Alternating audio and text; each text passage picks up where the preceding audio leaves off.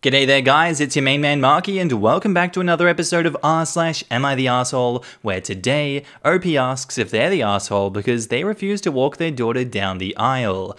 There is much more to this story, I hope you enjoy it, and let's go. Am I the asshole for refusing to walk my daughter down the aisle? My daughter and I haven't spoken in years. When she was 15, she found out she wasn't my biological daughter, and my wife had cheated on me years ago with a friend. As it turns out, this so-called friend was suddenly interested in playing dad. My wife and I divorced, my daughter learned the truth, and I told her I still loved her no matter what. Of course, she was interested now in getting to know her biological father, and while it hurt, I tried to accept that.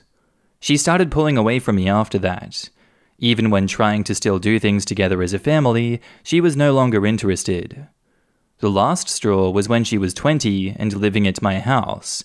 We were arguing because she had dropped from her college courses, hadn't done anything for 3 months, and was mad because I told her she either needed to go to school or work if she wants to stay here for free. She told me I'm not her real dad, so stop pretending like I am, and she'll just go stay with her real father.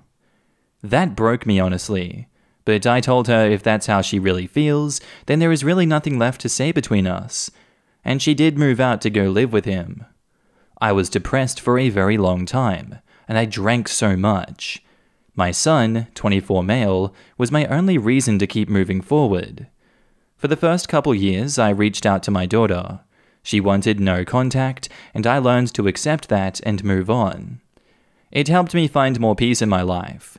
My son stopped talking to her for a while over this and was angry with her. They still chat sometimes, which doesn't bother me at all. Through him, I learned her biological father died in October of 2019, and also that she's engaged. She reached out to me. First, that she knows that we haven't talked in a while, but wants to ask me if I'd be willing to walk her down the aisle. After a pretty long message about how much she hurt me in the past with her actions, I told her no.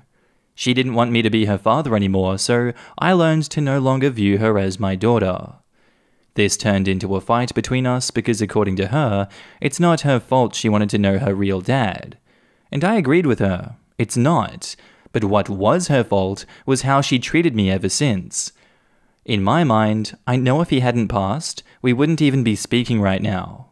It ended with telling her that I hope she enjoys her wedding, but I want no part of it or her life.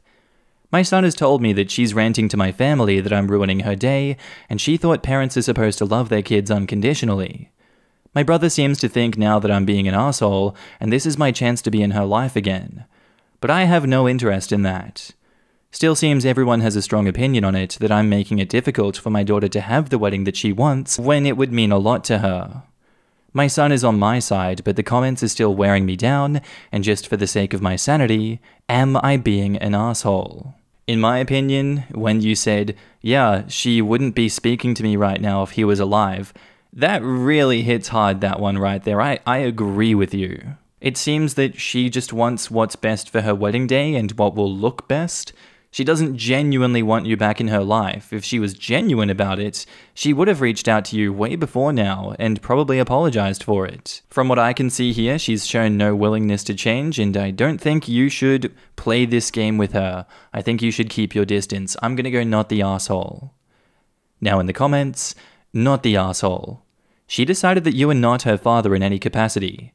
You've respected that. Now that the other guy is dead, she doesn't get to change the rules. She doesn't want you, she wants someone to play a part. Maybe your son can be the one to give her away instead. And OP replies, maybe, but he has already said he is not going to the wedding. Not over this, he just doesn't want to. I don't know what his response would be if she asked him. They are not close despite talking every now and then. She can have her mum do it. My significant other lost her father when she was young due to a disease. She's having her mum walk her down the aisle. It doesn't have to be your father, just someone important in your life, which she deemed you weren't when she cut contact. You are not ruining her big day by saying no. She is making this a much bigger issue than it needed to be. And it doesn't have to be anyone. A bride can legit walk down by herself. I have a friend with a living father, stepfather, and 4 uncles. She walked alone. One of her uncles asked what the hell she was thinking, saying that she was going to walk alone, and her reply was something to the effect that this isn't the Dark Ages, where she belongs to her father until he hands her over to her husband, so she doesn't need an escort. And her dad had no problem with that. Not the asshole. Wow, OP. I'm so sorry to read through your story, and some people may disagree, but I really don't think you're the asshole. You attempted contact throughout the years, but it wasn't you that became distant, it was your daughter. She wanted to get to know her bio dad. Nothing wrong with that, but at the expense of becoming distant and eventually having no contact with you, her dad who had been there for her since she was born. Now the bio dad isn't there to walk her down the aisle. OP, if she wanted you at her wedding, you would have gotten an invitation and not become a stand-in for deceased bio dad. Why can't her brother walk her down the aisle? Personally, I think she just wants her wedding to look good, irrespective of how you feel. Not the asshole at all. And OP replies, he said he's not going to the wedding regardless, but I'm not sure if she would ask him. Hi OP, I'm adopted. It is entirely possible to have a relationship with multiple sets of parents. When I found my bio dad, my adoptive dad invited him to a Father's Day barbecue. My bio dad asked if he would be stepping on his toes, and my adoptive dad said, more people loving my daughter is a good thing. And edit, it seems my point wasn't clear. I was trying to illustrate it is possible. Many people treat it as an only room in your heart for one dad situation. She could have been too immature to understand that she can love both. If OP finds her actions unforgivable, I can see why, but the only reason my story seems so extraordinary is because it is seen as a default to choose one or the other. And now on to the update. Thank you for your support, especially those fellow parents who reached out in my messages. Advice, judgment, and suggestions on what to do about my family. It took sending a mass text to everyone who wouldn't leave me alone about this. Took me some time to think of what to write and clear my head from everything. The reminder of everything that I did over the years to try to be in her life and where that all ended, how detrimental it was to my mental health, they all remember how it was like, how much it put me in a dark place that took lots of therapy and the need to be there for my son to get out of. My brother called me after. He apologized for the way he was pushing this. We had a much longer conversation. I told him my decision to remain out of her life was final. So he respected that. Since no one else has said anything, I'm hoping that means everybody else got the message. Best thing someone suggested here was blocking out the others saying things and her. It wasn't doing my mind any good. I spoke to her over the phone to talk about the way she's been behaving online and the others in the family. I apologized for how things happened, and wish she didn't have to deal with these life-altering moments at such a young age. She made her choices for the past 6 years just the way I have. Even asked her to be honest with herself and answer, not for me, that if her biological father hadn't passed, would we be here right now speaking to each other? She didn't say anything, but that's fine. It's a question for her to honestly answer to herself. Like I did before, I told her to enjoy the wedding, and I hope it's a lovely, healthy marriage. And this door to our relationship is closed. I hope that she could find peace with that, and enjoy her life the way I have. Conversation ended shortly after that. She didn't say if she would stop saying anything about me online, so I just made sure to block her and others on her mother's side of the family to make sure there was no more bothering. This is the peace of mind I needed, and I'm glad to have taken up this advice. Now in the comments, good for you, my friend. I'm glad your brother came around and you had a good talk. More will follow. I'm touched that you treated her kind and closed the door. Stay strong. And OP replies, I'm glad too. We are not usually at odds like this, so it didn't feel right for us to have this conflict with each other. Well, thanks for the update, OP. I hope you have a more peaceful future ahead without the drama. And OP says, thank you. I've been more at peace over the last few days. Honestly, having just read the original and now the update, I have to tell you that you sound like the kind of person anyone should be thankful to have as a dad. She totally cut off her nose to spite her face, and now she's feeling the repercussions. Let her stew in her own selfishness, and you go and have a great life with your son. Hell, he was even very understanding in the beginning. He made it clear she wasn't at fault, her mum was. So many everywhere lump the kid in as if they forgot the kid was a victim too, born into family drama they didn't even help create. OP was an amazing dad, and his ex-wife totally screwed the pooch on this dude. And his ex-wife's daughter clearly cut off her nose to spite her face. It's good to hear that you worked things out with your brother, and he apologized. It's good to hear that you have peace of mind, you have made the right decision though it wasn't an easy one. And you say that she didn't say anything. Maybe deep inside, she knows the answer and wasn't willing to voice it. And OP replies, as long as she knows what the true answer to that is, it doesn't matter if she told me or not. It's just something I wanted her to really reflect on. Our next post is titled, Am I the asshole for taking in my sister without giving heads up to my husband? Hear me out. I was at my parents' place. I was over to help out my mum with the garden. My younger sister is staying at home for college. It seems Dad was yelling at her about something. He checked her phone and found that she is a lesbian.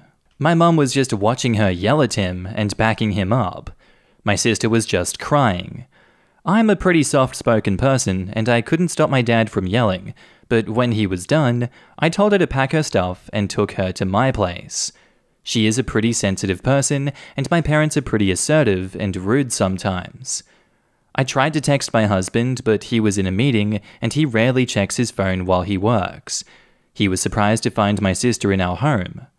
I talked to him about it, and he's okay with it, but he's upset on 2 counts. The first being that I didn't give him any heads up, and he hates being surprised by anything, and that he'll have to give up his quiet room, which he uses to de-stress after work. He just hates having things jumped on him. He knows that she has to stay here for a while, and it makes sense. I feel like an asshole, as I should have done things a bit more calmly. I should have talked to my husband before getting her out of there. I was pretty emotional during this whole thing. It was one of the worst things I have ever witnessed. I know how much he loves his room and how great it has been to his mental health to have a place to be alone and process things. It has helped our relationship a lot. I feel like I'm not prioritizing him here, and I took a major decision without consulting him. Now in the comments, no assholes here. You protected your sister, and that makes sense. In an emergency, sometimes you have to do things right now, and you didn't try to not tell him. Things just came to a head in that moment. He is allowed to be annoyed that there wasn't a discussion and that he's lost quiet space. I wonder if there's a way to fix the loss of his quiet space though. Like another room, he gets an hour interrupted time in his bedroom, etc. There's a reason people spend a long time in the bathroom sometimes. My dad used to spend a couple hours reading and pooping in the bathroom when we were kids. Now that I'm an adult, I totally get it. 4 kids and multiple foster kids, it was the only place for some quiet. It's the kitchen for me. A while ago, anytime a kid or husband came in while I was chilling on the laptop or reading a magazine, I would ask them while they're here to unload the dishwasher or mop the floor or start dinner. Nobody comes in now while I'm there, or they quietly sneak in and grab a snack, and then they run like Usain Bolt. A lot of the time I have already emptied the dishwasher, but they never check. They just suddenly need the bathroom or have to, go do that thing, the thingamabobber that they've been meaning to do. My mother-in-law taught me this trick, and it's kept my sanity over lockdown. No assholes here. Of course he's thrown off by a new person in the house without prior discussion, but it sounds like he'll get over it. Sure, it would have been nice to do this calmly and less urgently, but you did what you had to do to help your sister. And no assholes here. You needed to get your sister out of a bad situation, and with basically no notice. You did try to inform your husband, but he didn't happen to check his phone after work, so he got surprised. As someone who also considers home a quiet sanctuary, I can see why your husband is a bit distressed. Very private people feel obligated to behave differently when others are in their house, and it can be exhausting to feel like you have to be on all the time and not really have anywhere to escape to decompress. By what you wrote in your post, your husband logically understands why your sister is there. If he's seen how your parents treat her, then he probably even agrees with getting her out. Still, Since he values his privacy and space, I think you and he should sit down and do some brainstorming about how to help support your sister long term. I don't think she should stay past the end of summer. That's presuming hubby can manage having a house guest even that long. So first priority is figuring out where she will live when her classes resume in the fall. Once that's settled, decide between you if you are both okay with her living with you for the rest of the summer, or if she needs to find somewhere else to live before then. And now on to the update. This is a strange update. My sister moved out and ended up leaving within a month, but her stay with us was illuminating in many ways. The things my sister pointed out to me helped me realize that our marriage was designed to cater to all his wants and to meet bare minimums of my needs. I tried to bring this up with him. Small things which could make me feel better, but he didn't want to. I suggested couples therapy, and he thought it was just a process of blame being pinned on one of us. I started therapy with my own money, and he was upset that I was wasting it when I was perfectly fine. I started to paint again, something that he didn't like, and he didn't scream at me. He just changed his routine a little so that I had less time to paint and to make a mess, which he had to witness while I painted. My marriage was built around not making him sad. Throughout the relationship, I was the one who was responsible for his feelings, and I was the one who had to set mine aside to make him happy. I got out, and I am living with my sister. They had an extra room they had been looking to sublet, and I took them up on it. It's funny that I end up in the same position that my sister started out the post in. I am not happier. I miss him, and I have spent almost 9 years with him, but it's liberating not to spend hours molding myself to make him happy. I am a lot more calmer now. I really want to thank the commenters who planted the seeds of doubt about my husband. Now in the comments, no one person can ever be responsible for the feelings of someone else. That is too much to ask and too big of a burden to place on someone you love.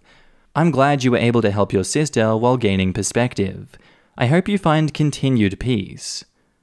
My abusive father always made it my mum's responsibility to make him happy, and since he struggled with depression, he blamed that on her too. No one is ever responsible for another person's feelings, and if someone tries to make you feel responsible, you need to create a boundary very quickly. I was really surprised that the original top comments were saying no assholes here. I didn't feel like your now ex had any right to be mad that he didn't get a warning, and it seemed crazy to me that he was more upset at losing his quiet room than your sister's situation. While he had a right to be a bit taken aback, the right response to your sister's situation should have been, "Oh my god, how awful. Of course she can stay here until we can sort something more permanent out." You made a brave, bold move, and I'm glad that you are healing. Remember that it is never selfish to take care of yourself, and sometimes that means putting yourself first. I'm happy for you, even if this will be a challenging time for you. You should be very proud of yourself. What struck me was the fact that he complained about not getting any warning when OP literally said that she tried calling and texting him on the way home. Given the situation, how much notice was he expecting? Was she supposed to leave her sister in a dangerous situation for several days, just to make sure that he was good and ready to give up his quiet room? Exactly this. Like, I understand him being a bit surprised, perturbed even, but that's surely got to be put on the back burner given the situation. Alright, I hope you guys enjoyed that episode today. This is the outro. Everyone say hello to Outro Marky. Bit of a weird situation with that second story. I guess in hindsight it does look like he was quite controlling there, and that really he didn't have many excuses. Like, I can kind of see now why she left him for that, because that seems like an odd reaction, you might say. Anyway, those are my thoughts on that. I hope you guys have a good one, and I'll see you in the next episode. Bye!